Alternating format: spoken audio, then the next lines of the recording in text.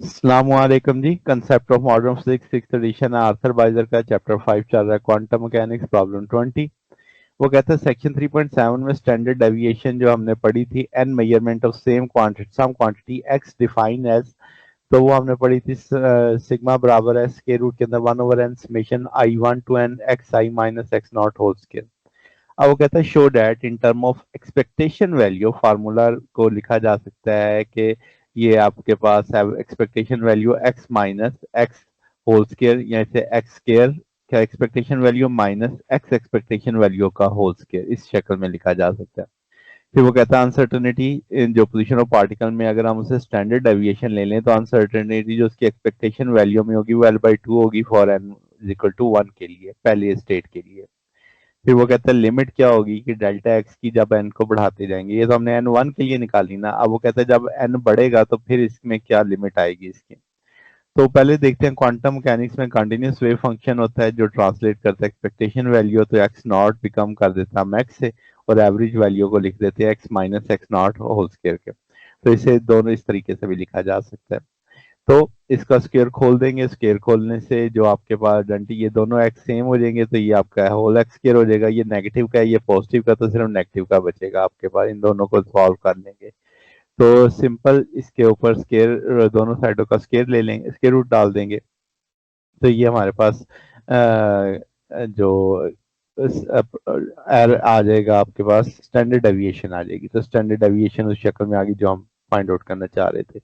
जब हम n1 लेते हैं तो n की जगह 1 लगा दिया, साई 1 आ गया इसका।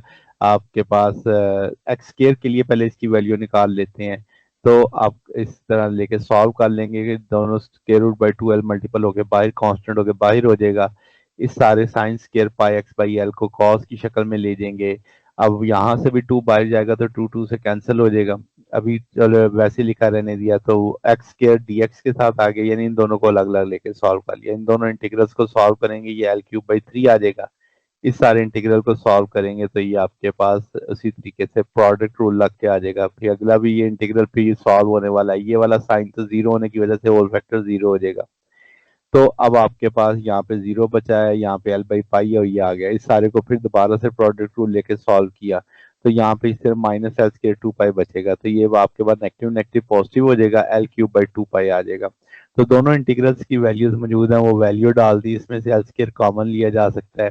ये L³ भी कॉमन आना था, नीचे वाले एल से कट के एल स्केयर बच गया, तो ये बाकी आ गया।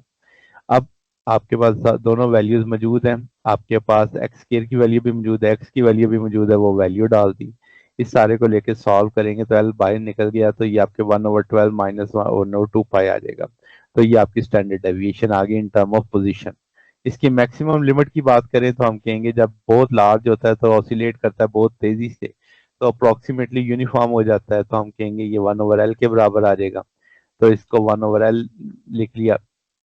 एक्स डी एक्स आ गया, तो इस सारे को लेके सॉल्व करेंगे तो L/2 आएगा, या L²/3 आ जाएगा। इस सारे को लेके इसमें वैल्यू में डाल दी, लिमिट्स लगा दी आपने एन अप्रोचेस टू इन्फिनिटी में। तो ये सारा एल बाई लेके 1/√12, इसे हम L/2√3 भी लिख सकते हैं। तो ये इसकी लिमिट होगी।